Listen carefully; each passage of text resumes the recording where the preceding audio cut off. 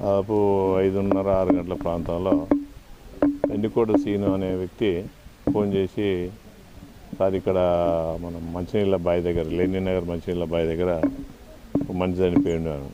ఎవరైతే చనిపోయింది అంటే తూళ్ళ ప్రభాకర్ అనే వ్యక్తి చనిపోయాడు, రక్తం అడుగులో ఉన్నాడు అని ఫోన్ చేసి చెప్పిండు.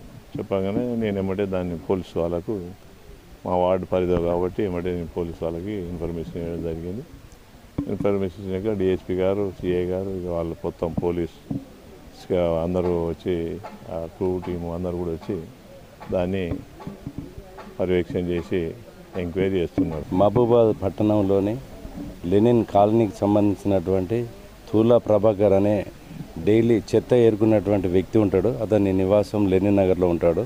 అతనికి మ్యారేజ్ కూడా కాలేదు. డైలీ చెత్త ఏరుకొని అది అమ్ముకొని జీవిస్తాడు. అట్లాంటి వ్యక్తిని నిన్న రాత్రి అంటే సండే రోజు మిడ్-నైట్ లోపల వర్షం వస్తుంటే ఎవరో గుర్తు తెలియని ఒక వ్యక్తి అతనికి ఉండేటువంటి గ్రెడ్జెస్ వలన మరి ఏ ఇతర కారణం వల్ల కానీ అతను బండరాయితోని అతని తలపైన కొట్టి చంపినట్టు కనిపిస్తుంది. ప్రాథమిక విచారణ తెలిసింది. ఇప్పుడు మనకు అది ఎవరో ఆ చంపేసినటువంటి వ్యక్తి కొరకు మనం క్లూస్ టీమ్ని తర్వాత గవర్నర్ ఎస్పీ సార్ ఆదేశాల మేరకు అసలైన తొలి వెలుగు. ఫాలో వాట్సాప్ @తొలి వెలుగు అఫీషియల్.